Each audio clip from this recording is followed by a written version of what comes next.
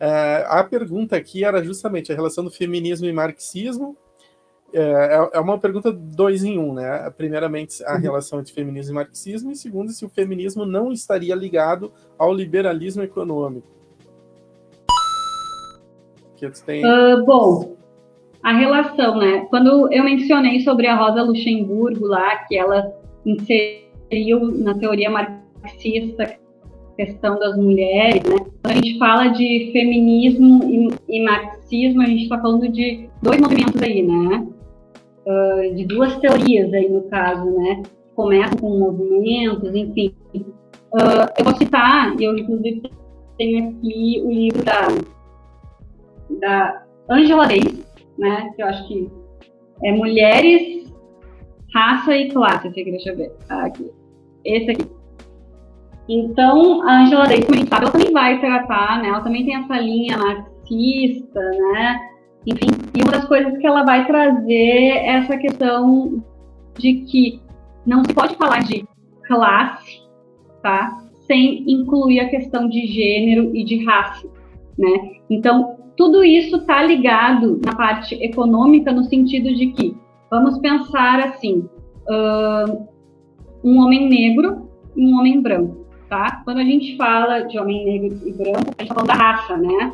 Então, isso, de alguma forma, tá ligado, vai ter consequências na parte econômica, né? Porque a gente sabe que dentro de toda a nossa sociedade, quem tem privilégio são os brancos. Então, na hora de conseguir um trabalho, enfim, a gente sabe que quem vai sair no prejuízo é o homem negro e, consequentemente, ele vai ser em relação aos outros pobres. E é a mesma coisa em relação à mulher, né? Como a gente está discutindo aqui a questão da filosofia, olha só, existem mulheres aí querendo atuarem como professoras, fazem trabalhos excelentes, mas não estão atuando como professora, ou seja, não tem oportunidade de trabalhar. Então, quando a gente fala de uma teoria marxista, quando a gente fala de uma economia que realmente as classes ali influenciam todo esse sistema, a gente não pode excluir. É isso que nesse livro a Angela Davis vai dizer. Há uma relação, uma depende da outra.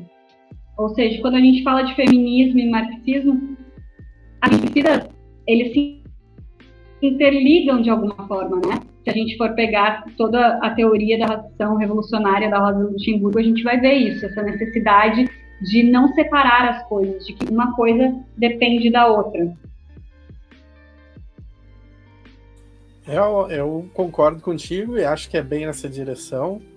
E até eu me lembro quando eu estava fazendo os estudos no próprio Marx, e obviamente alguns comentadores lá no meu mestrado, o que ficou claro para mim, e aqui entra uma avaliação minha, o Marx ele teve vários motivos, inclusive na vida pessoal dele, na família dele, para ele dar atenção e preocupação para a questão da mulher.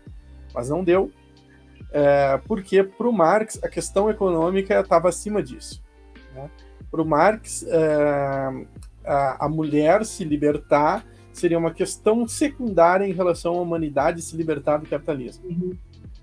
De certa forma, até um certo otimismo, por exemplo, porque é só pegar o seguinte, a utopia do Marx, o comunismo, o mundo comunista perfeito para o Marx, ele não aborda essa questão. Basicamente, a minha interpretação é que o mundo comunista resolveria a questão da desigualdade do capitalismo, logo a mulher se libertaria também, como uma questão secundária. E que eu acho que a Rosa Luxemburgo faz, ela vai colocar que não é uma questão secundária, é uma questão primordial, que uma coisa está ligada à outra, como tu trouxesse a referência mais contemporânea da Angela Davis, que ainda coloca a questão racial junto, né? Os preconceitos se somam, a luta se soma também, mesmo tendo as suas diferenças, e etc, etc. Então é uma baita questão. Quanto ali a questão do liberalismo econômico, eu vejo que sim, é uma luta da feminista, a questão da liberdade econômica da mulher. Essa é uma ferramenta de opressão que os homens usam há muitos séculos, né? E extremamente abundante, principalmente nesse meio que se diz mais progressista, nesse meio que se diz mais intelectual e tal, como eu falei ali, o cara no público é super para frente, a libertação das mulheres e tal, e não deixa a mulher trabalhar, ou fica menosprezando o trabalho dela e tal, como eu falei lá no início, né? Mas eu acho que não está ligado, o feminismo não está ligado ao liberalismo. Há liberais que são feministas, como há liberais que são machistas, há socialistas que são feministas, como há socialistas que são feministas. Eu acho que, né, é uma questão que está acima. Coisas diferentes, são coisas diferentes, mas que de algum modo tu pode interligar, mas são questões diferentes, né? E essa questão aí da parte econômica da mulher, tem o livro da Virginia Woolf, né, que é um livro que se chama Um Teto Todo Seu, que ela vai trazer justamente isso que tu falou, né, que a questão da liberdade da mulher, a mulher só não consegue ser livre por a questão econômica, ou seja, quem tem o poder econômico é o homem. Então ela vai dizer que a mulher só conseguiria atingir a liberdade no momento em que ela tivesse o poder, né, econômico, ou seja, no momento em que esse poder, né, econômico é só dado ao homem, a mulher nunca vai conseguir ter essa liberdade. Não é à toa que o título é Um Teto Todo Seu, né? Ou seja, a independência da mulher depende disso também. Já coloquei o link aí nos comentários. A editora não é pirataria, a editora FIA ela disponibiliza, tá? Então podem baixar, podem compartilhar, podem se divertir, podem conhecer tudo que tem ali no livro Filósofas. Juliana, eu sou muito grato pela tua presença, pela tua existência, pela tua participação aqui conosco hoje. Obrigado. Eu que agradeço, né, a oportunidade, e eu gostaria de só finalizar com uma reflexão aqui para deixar o que realmente é o sentido de se estar discutindo a questão das mulheres na filosofia. Isso que eu vou ler não foi escrito por mim, mas também é por uma filósofa daqui, gaúcha, a Magali Menezes, que inclusive foi uma das palestrantes no evento que eu organizei, que ela vai dizer assim, é só para a gente encerrar, ela vai dizer: por que as mulheres e a filosofia?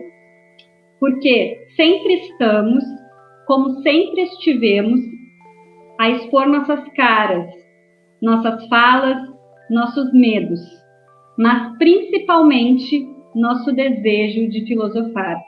Então, esse trabalho todo que a gente está fazendo de resgate das mulheres é porque nós, mulheres, a gente tem o desejo de fazer filosofia e a gente não fica só no desejo. Todas nós temos capacidades disso e a gente, através desse trabalho, a gente quer romper com essas ideias falsas, né, veladas de verdade, de que nós, mulheres, não fizemos parte da filosofia e nem podemos fazer. Mas a gente segue lutando porque o nosso desejo é maior. Obrigada pela atenção de vocês e pela oportunidade. Obrigado.